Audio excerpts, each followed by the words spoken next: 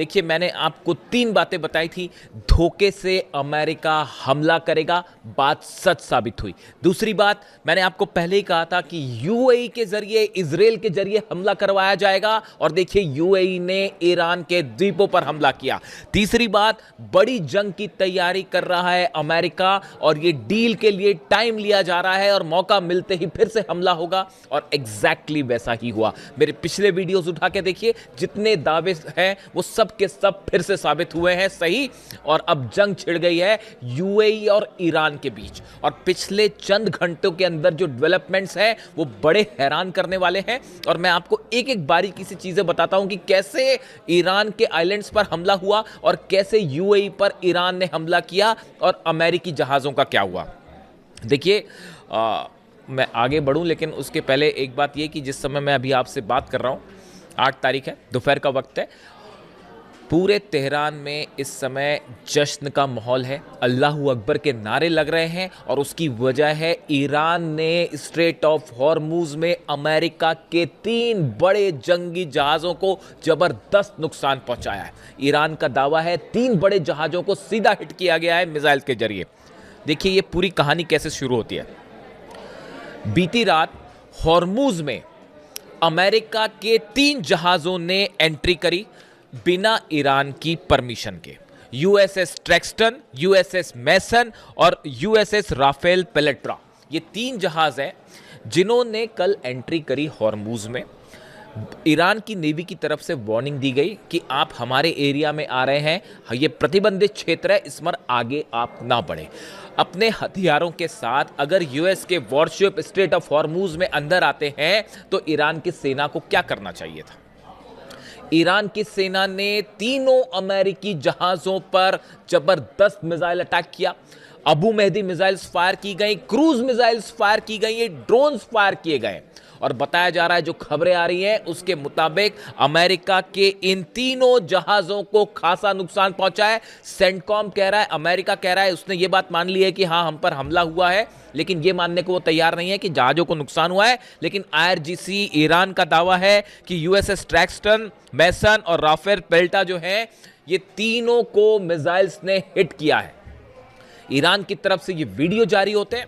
जैसी वीडियो जारी हुए उसको देख के पूरे तेहरान में, ईरान में जश्न का माहौल है, अल्लाहू अकबर के नारे लग रहे हैं। और इतना ही नहीं, अमेरिका को सिर्फ ये 3 जहाज ही नहीं, बाकी जो वॉरशिप्स थे वो भी पीछे खींचने पड़ गए हैं ओमान की खाड़ी तक। इन सबको पीछे हटाया गया है इस डर से कि कहीं ईरान की तरफ से सब जहाजों पर हमला ना हो जाए। ये हॉर्मुज में अमेरिका की नेवी की अब तक की सबसे बड़ी हार है, जो एक्सपर्ट्स मान के चलते हैं। ये तीनों जो जहाज हैं ये बहुत एग्रेसिव वॉरशिप्स माने जाते हैं, इनमें मिसाइल्स हैं, और ये जंग में बड़ा उपयोग होता है इन तीनों का। लेकिन इन तीनों जहाज़ों को, मैसन, ट्रैक्स्टन और राफेल पेल्टा जो हैं, तीनों को ईरान की नेवी ने, क्रूज मिसाइल्स ने, अबू मेहदी मिसाइल्स ने जो है वो पानी पिला दिया हॉर्मुज में, और वापस निकल गए वहाँ से।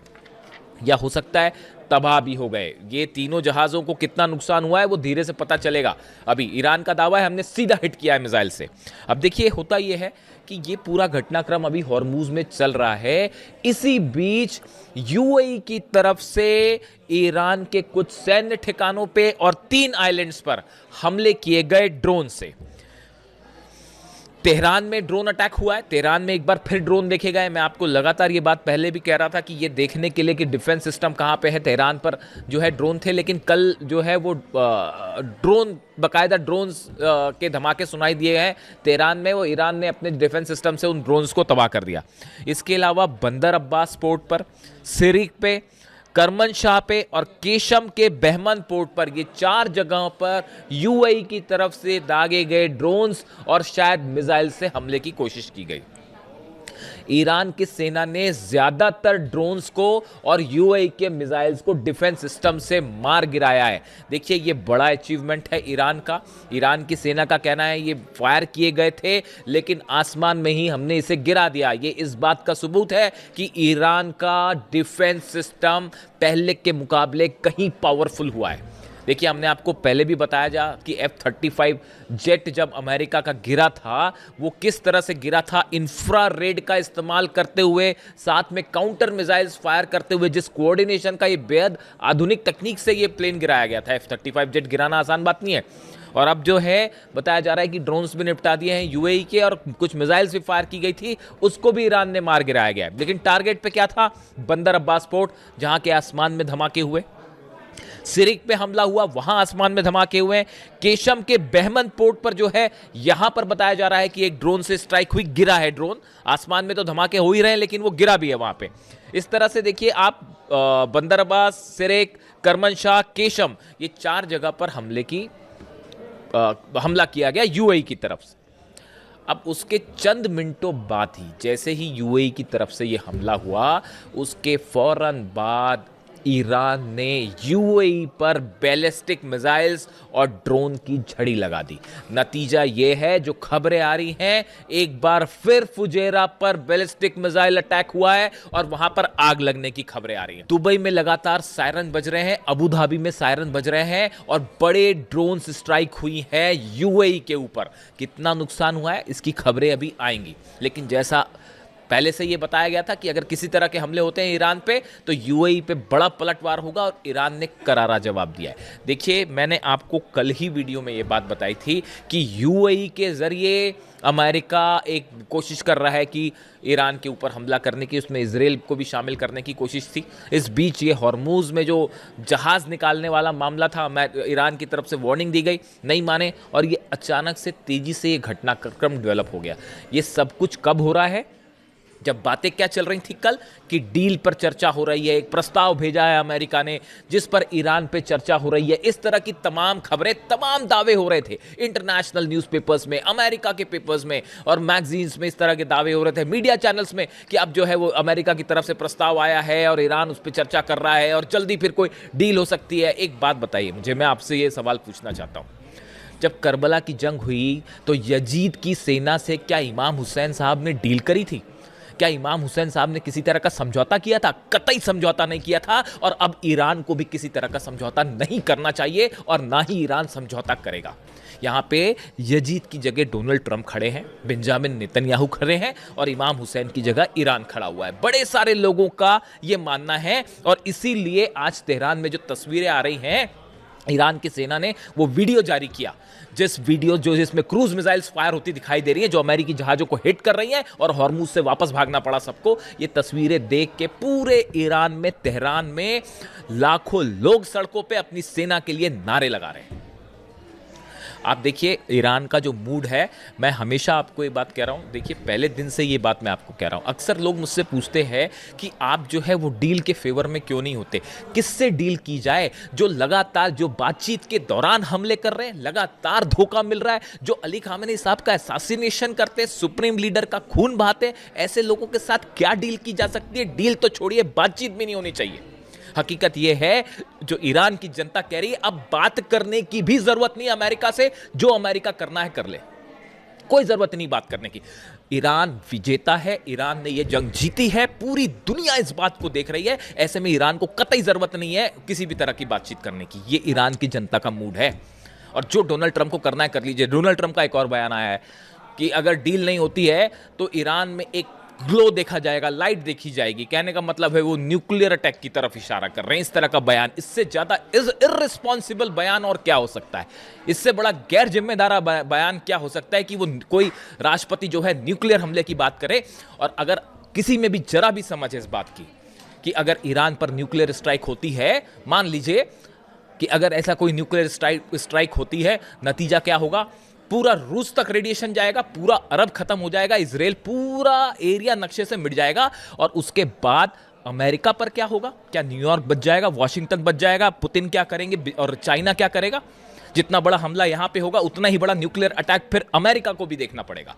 जो डोनाल्ड ट्रंप खुद कह रहे हैं, ये बात डोनाल्ड ट्रंप ने शुरू करी है कि ईरान में जो है ग्लो देखा जाएगा। इसको सुनने के बाद पूरी दुनिया हैरान है कि एक शख्स जो नोबेल पीस प्राइज की बात करता है और दावे करता है कि नोबेल पीस प्राइज मिलना चाहिए, वो न्यूक्लियर हमले की बात कर रहे हैं, सार्वजनिक रूप से स्टेटमेंट दे रहे हैं। इससे ज्यादा हैरान करने वाला कुछ नहीं हो सकता। और ये न्यूक्लियर धमकी से ईरान का छोटा सा बच्चा भी न डरे। ईरान का कोई शख्स किसी भी रूप में ना समझौते के लिए तैयार है, ना डील के लिए तैयार है, और डोनाल्ड ट्रंप से तो कोई नहीं डरता। आप देख लीजिए, कौन सा दिन है, शायद 70वां दिन है आज, 70 दिन हो गए हैं इस जंग को छुड़े हुए। कौन सा ईरान का में जो लक्ष्य था डोनाल्ड ट्रंप का पूरा हो गया? आप बताइए। सत्ता परिवर्तन नहीं हो पाया, न्यूक्लियर प्रोग्राम नहीं हो पाया, यूरेनियम नहीं हासिल कर पाए, ईरान की सेना को हरा पाए, नहीं हरा पाए, 1 इंच जमीन पर कब्जा कर पाए, नहीं कर पाए, हॉर्मूज में जो है वो क्या कब्जा कर पाए, नहीं कर पाए, हॉर्मूज बंद है, क्या जहाज़ों को निकाल पा रहे हैं, नहीं निकाल पा रहे। इतनी बड़ी नेवी लेके खड़े, कौन सी नेवी, कौन सी ताकत, कौन सी सुप्रीमेसी? जहाज तो आपके पीछे भागते फिर रहे हैं, पूरी दुनिया देख रही है। इकोनॉमी को इतना जबरदस्त नुकसान हो रहा है, कोई कुछ कर पा रहा है? ये ईरान की जीत नहीं है तो फिर क्या है? मेरे पे सवाल उठते हैं कई बार आपको कि आप जो है वो जो हकीकत है मैं वही बयां कर रहा हूं साहब, और पूरी दुनिया देख रही है इस बात को, और अकेला लड़ रहा है ईरान।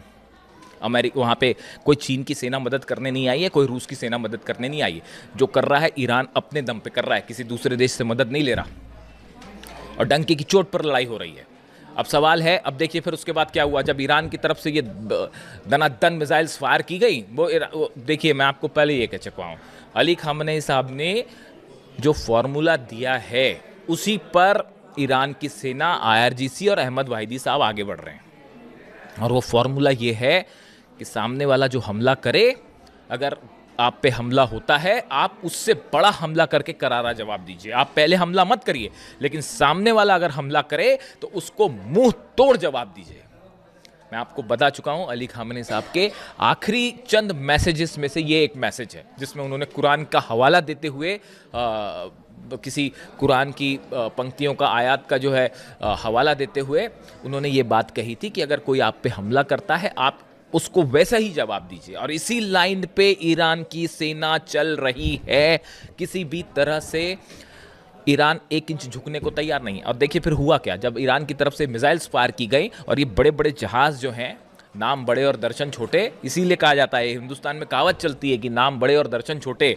ये USS ट्रेक्सटन, USS मैसन, USS राफेल, ये वो सब जहाज हैं, राफेल पेल्टा जो हैं, जिनमें मिसाइल्स हैं, टॉमहॉक मिसाइल्स हैं। वो सबकी सब धरी रह गई। अबू मेहदी मिसाइल्स फायर हुई तो, क्रूज मिसाइल्स जब फायर हुई तो सबके सब वापस। अब उसके बाद डोनाल्ड ट्रंप को समझ में आया कि भाई ये तो पिट गए हम फिर से। तो फिर उसके बाद बयान आया कि नहीं, अभी सीज फायर टूटा नहीं है, हम ईरान को वार्निंग दे रहे हैं, जल्दी से डील साइन कर लो वरना हम हमला कर देंगे। और हमला वो ईरान ने दे दिया जवाब, वहीं पे मिसाइलों से ही जवाब दे दिया। आप किसी दूसरे देश की से अपने घर में घुसोगे आप, ईरान के, उसके बाद ईरान ने क्या करना चाहिए आप बताइए? देखिए हकीकत ये है, ये जंग तेल की है। अमेरिका को कई सारे एक्सपर्ट से बात कर रहे हैं, आप देख लीजिए टीवी डिबेट्स अमेरिका के, देख लीजिए आप हिंदुस्तान के, क्या भयंकर विरोध हो रहा है वहां पे डोनाल्ड ट्रंप का कि कांग्रेस से परमिशन लेनी थी, इसीलिए ये बीच में ये अनाउंसमेंट कर दिया गया कि जंग रुक गई है और फिर से हमला होना था, क्योंकि आपको ऑयल पे आपको चाहिए, पूरे तेल पर कंट्रोल चाहिए। ईरान क्यों दे देगा भाई अपने तेल पर आपको कंट्रोल? आप ये बताइए।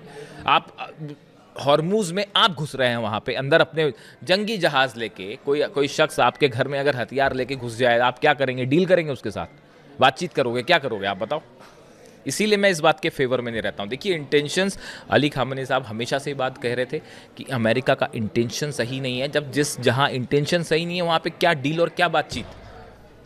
कोई आपके प्रस्ताव पे अभी विचार कर रहा है, इस बीच में आप अपने जहाज़ लेके वहाँ घुस रहे हैं, तो ईरान ने जो करना था वो कर दिया। ईरान की सेना ने पहले ही वो कहा कि जो जनता का मूड होगा वो हम करेंगे, और जनता का मूड देखना तो देख लीजिए तेहरान में इस समय जो है वो इंकलाब स्क्वायर में क्या हो रहा है, और तेहरान में कैसे लोग जो हैं वो सड़कों पर खड़े हुए हैं और नारे लग रहे हैं। ईरान की सेना ने जो कर दिया, बेहद उससे जो है लोग उत्साहित हैं इस बात को लेकर कि अमेरिका की नेवी पीछे भागती दिखाई दे रही। देखिए ये जो हालात है, एक बार फिर आज की रात जो है वो भारी होने वाली है, और हालात ये हैं कि अब ईरान संभवतः इस मूड में है कि किसी तरह की बातचीत ही ना की जाए, और ये भारी पड़ने वाला है पूरे अरब देशों पर। देखिए सऊदी को लेकर मैंने आपसे बात कही थी कि मोहम्मद बिन सलमान और डोनाल्ड ट्रंप के बीच में फ़ोन पे बात हुई। डोनाल्ड ट्रंप ये चाह रहे थे कि किसी तरह से सऊदी भी इसमें हिस्सा बन जाए, अपने एयर स्पेस का इस्तेमाल करने दे। सऊदी ने मना कर दिया, क्योंकि सऊदी इस बात को समझ रहा था कि अगर जो है हमला होगा तो उसके बाद फिर हमारे पोर्ट्स पे जिस तरह से हमले हुए थे उससे कहीं गुना ज़्यादा बैलिस्टिक मिसाइल्स गिरने वाली हैं, और कोई डिफेंस सिस्टम नहीं बचा सकता। ना आपका पेट्रियट बचा पाया, ना थाट बचा पाया। आयरन डोम भेजा गया यूएई, वो कितने दिन चलेगा जब इजराइल को तो नहीं बचा। अच्छा ये भी बड़ी एक गौर करने वाली बात है, मतलब कई डिफेंस एक्सपर्ट्स इस तरह की बात करते हैं, बड़ा हैरानी वाली बात। इजराइल अपना आयरन डोम से तो रक्षा नहीं कर पाया, तो यूएई की कब तक रक्षा करेगा साहब? बड़ी सारी चीज़ें हैं। तो हकीकत ये है, हॉर्मुज़ में एक बार फिर ज़बरदस्त जवाब दिया है ईरान ने, और ये ईरान की बहुत बड़ी जीत हुई है हॉर्मुज़ में। नज़र है हर घटनाक्रम पर क्या होता है, और संभवतः आज की रात फिर भारी होने वाली है। जो भी अपडेट होगा आप तक पहुंचाऊंगा। Thank you so much.